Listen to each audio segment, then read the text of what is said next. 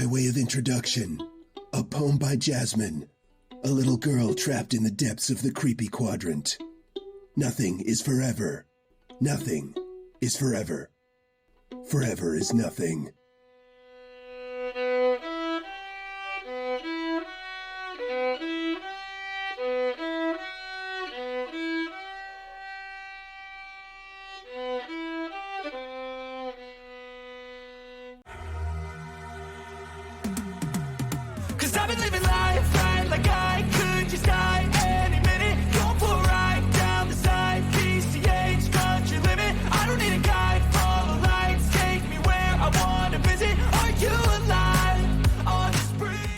It's not that we don't have lives. And it's not that we didn't like them either. It's just, is that really who we are? Who any of us are? That person who shows up to work or school every day? Is that where we really live? Those Mondays, Tuesdays, Wednesdays, Thursdays, and Fridays? Or do we live between them? In the evenings, the lunch breaks, and the weekends? That's where I've always found myself, in the spaces in between. Same for my whole family. We've had conversations about it since this started. My husband, 2 children, and myself, we all agree. The time loop is the best thing that ever happened to us.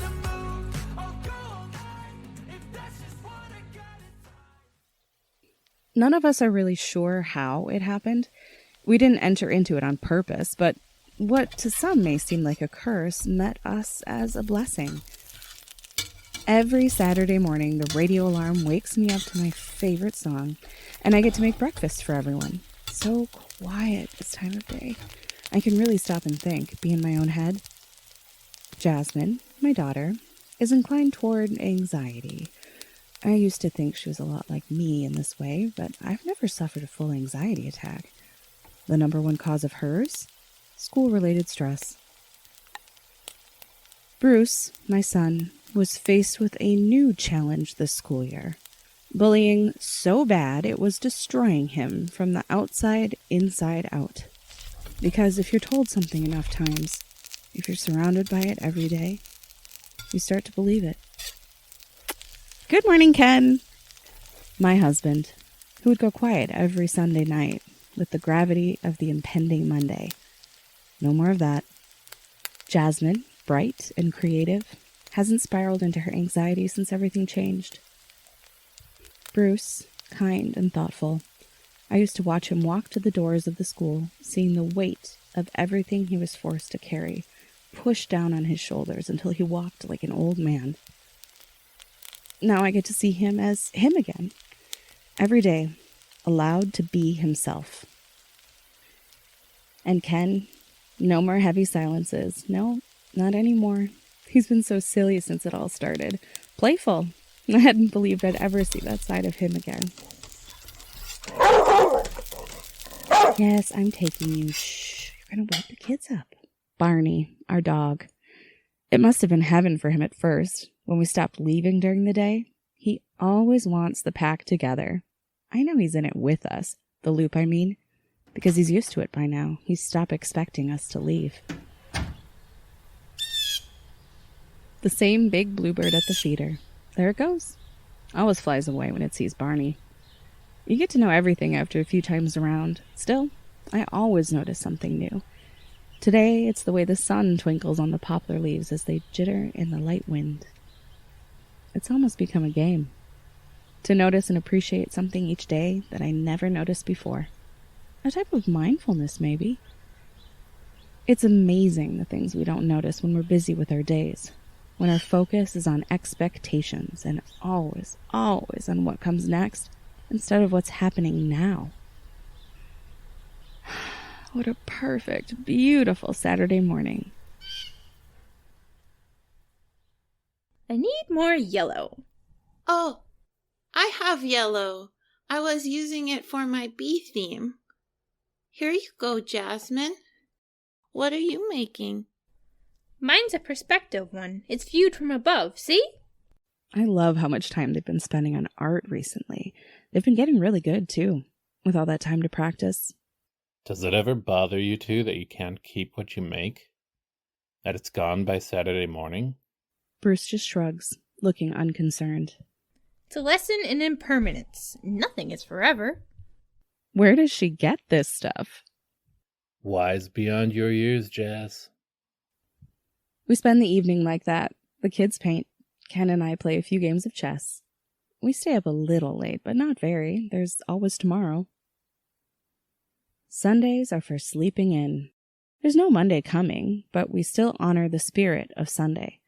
Time to be lazy. Sometimes we go for a walk. Sometimes we read books together. Mostly we stream shows and movies, like all day.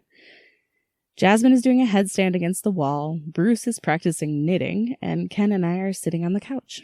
We're re-watching one of the old favorites today. We have pretty much every streaming service, so the world of modern television is open to us, and we finally have time to appreciate it. It feels like we'll never run out. The only trick is to remember where we left off and what we've watched already. Saturday morning leaves a blank slate, no electronic tracking, and nothing written down. The big-time problems of small-time family time loopers. The kids get sleepy before I do on Sunday nights. Quiet TV time is so cozy. Blankets and dimmed lights. They used to resist going to bed. So did I. Sometimes we'd all end up staying up too late.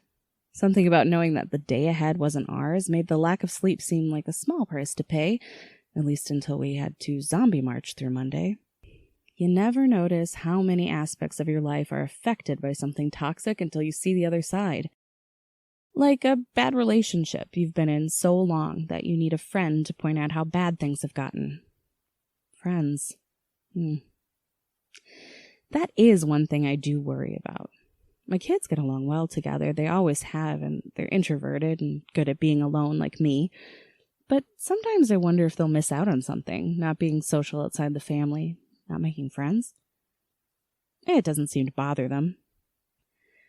As soon as the movie is over, the kids tuck themselves in. They're so cute, all cuddled up in their beds. Good night, Jazz. Good night, Brucey. Ken doesn't last much longer before heading to bed. Soon I'm by myself. I'm not sure how this makes sense, but I've always been both the early bird and the night owl of this family. I'm not tired yet, so time for my true crime series. Everyone knows it's best to watch those kinds of shows alone in the dark. But first, my favorite tea. It always seemed like I'd run out of it right when I really needed a cup, but not anymore. I was fully stocked when the loop started, which means that it's impossible for me to ever run out.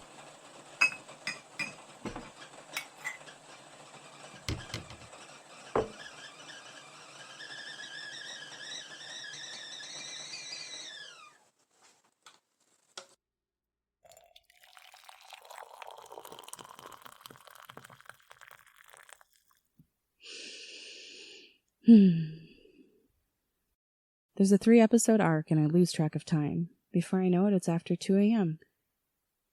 Just one more, then I'll go to bed.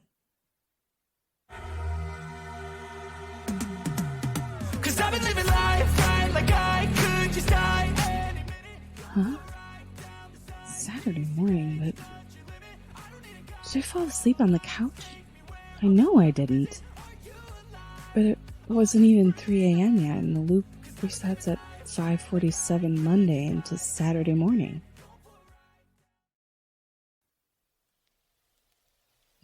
The loop has always been the same. I mean, in some ways. We're obviously individuals, so the content is always changing, but the structure is always the same. The weather, the supplies in the house, the timing. There are rules. What happens if the most important rule... Ken, you scared me. Head in the game, come on. If there's something wrong, well, there's no reason that the rest of my family should have to worry about it. Not yet. It's probably a fluke. Maybe I did fall asleep in front of the TV. This weekend is a lot like the last. It's just that I keep thinking back to last Sunday night. I'm not used to things weighing on me like this anymore. When Sunday rolls around again, I stay up late, on my own, just like last weekend. It's fine. There's no reason to think anything is wrong, not really.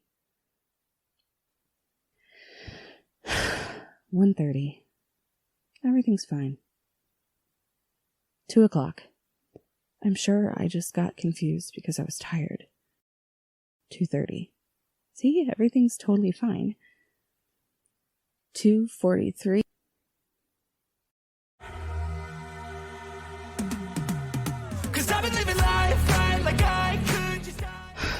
Shit. Still, no reason to just assume that this is a problem. I never really stayed up till reset all that often. Maybe it was never as consistent as I assumed it was. Maybe everything's fine. But it's harder to shrug it off now. By Saturday evening, Ken notices that something's off. He asks me what's wrong. Tells me I'm being quiet. I shrug it off, but I don't think he believes me. Sunday night, I'm alone. In a way, I've been alone all weekend. Alone because I couldn't talk to anyone about what was really on my mind. 2 a.m. I double-check the clock on the wall with my wristwatch. 2:13. Ugh. 2:24.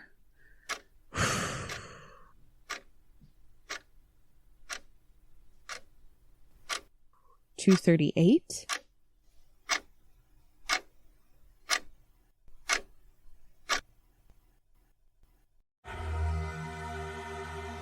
Shit. Shit. It's getting shorter.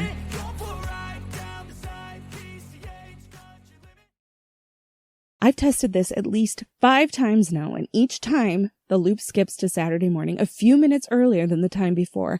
At this point, it's a pattern. I can no longer convince myself there's no reason to worry. How long has this been going on? When did it start? How long have we been sleeping through the evidence that our haven is shrinking around us? It's time to tell Ken. We can figure this out, right? So, I tell him.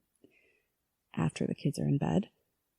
I tried to keep my voice calm, but it's obvious that I'm freaking out, which automatically boxes him into the reasonable calm guy role, which I know isn't fair, but there it is. He's unsmiling, though. He doesn't doubt me, doesn't insist on checking for himself. He just takes me at my word and goes quiet, thinking. This does sound pretty scary, but could be nothing. I mean, we don't know the rules. Maybe it'll just spring back to normal like someone flexing a rubber band, and the kids will never even notice. Maybe it's always been inconsistent, sliding back and forth within a certain time frame, and we just never paid attention enough to see it happen. I know. You're right. I see the pattern. But the loop has treated us well so far. I choose to trust it a little farther. It would be nice if you're right. Mom? Dad? Hey, cutie, come here, give me a hug. She settles on the couch with us. Mom, Dad, how old am I? Jasmine, you know how old you are. No, I don't. Oh, I suppose you're right, Jasmine. She's 10. But is she really? How old would she be if these repeated days aged us? Would she still be my little girl? I don't know either. Some things we can't know, but it doesn't really matter. What matters right now is that you get some sleep so that you can have lots of fun tomorrow. Maybe you'll dream the answer. Ken picks her up.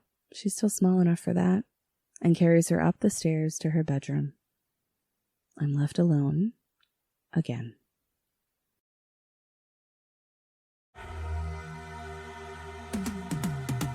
I've been living life right like I could just die any minute. Going for a ride down the side, PCH country limit. The kids got up late. Sunday night is so short now, they're more and more tired every weekend. It's really affecting them, but I'm not sure if they realize what's going on. I'm in the kitchen. It's easier to be in the other room. I don't know where Ken is.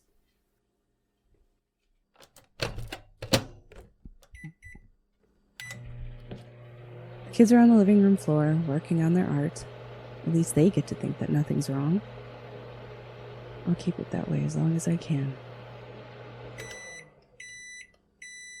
I've taken tortilla chips and melted shredded cheese all over them in the microwave. I bring them into the kids.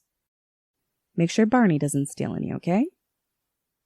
They barely respond, so focused on their work. I look over their shoulders to see what they're working on. Another series. Colorful sheets of construction paper are spread out in front of them, each with the same design. Their movements are slow, hypnotic, as they both draw the same thing. Spirals starting on the edges of pages, large and open, each within the last spiraling in on itself until there's nothing left. What happens when we get to the end? Oops, I've asked it out loud. Some things we just can't know. I back away into the kitchen. There really is no way out, and for the first time in a very long time, I feel trapped.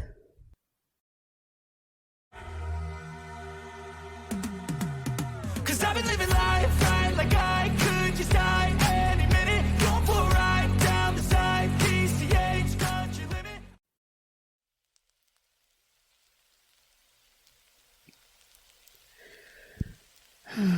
Nothing has worked. To be fair, we've only tried a few things. Firstly, I tried worrying a lot. Obviously, that hasn't helped, but it was worth a try, wasn't it? We realized it was possible that we weren't the only ones in the loop. We've never talked with our neighbors much, even before, and especially now. What if they've been experiencing the same thing since the beginning? What if they've thought of something we haven't? They looked at us like we were crazy. They obviously didn't know anything. We started to wonder if there was some sort of physical boundary to the phenomenon we call home. We're really starting to get desperate, and if some kind of border does exist, we thought we might be running out of time to reach it. So first thing on Saturday morning, we packed everyone into the car and drove off. We drove as fast as our little car would go, and only got pulled over twice. We drove through the night. It gave me motion sickness when we ended up back in our beds. I don't know what to do. I just don't know what to do, and every day it becomes more and more clear that we're just sitting here, watching our approaching doom marching steadily towards us, paralyzed.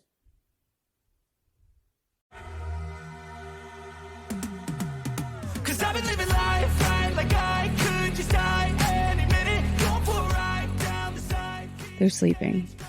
Sometimes they sleep. I guess they have to.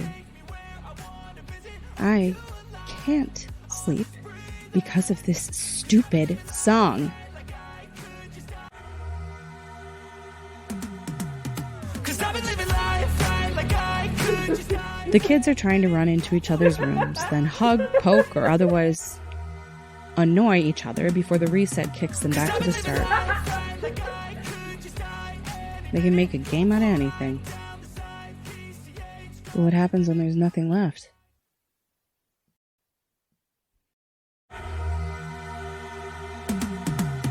Cause I've been living life right like I could just die. Cause I've been living life right like I. Cause I've been living life right like. Cause I've been living life right. Mom? Cause I've been living. Cause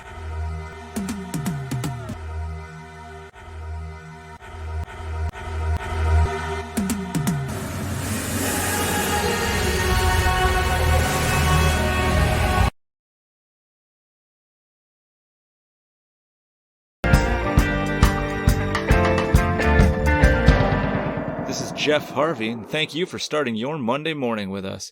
That was Charlene by Knockoff. Now, I know we'd rather not be headed back to work, but since that seems unavoidable, here's the Anglero Auto Mall traffic report. Roads are clear at present, but that overcast sky could turn to rain in the next 30 minutes, so conditions are likely to degrade. Now, back to the music. Here's Mustard Energy with their hit, Life on Earth.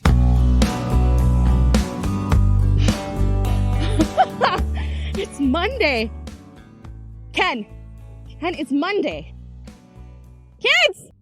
It's Monday! Yay, it's Monday! Woo!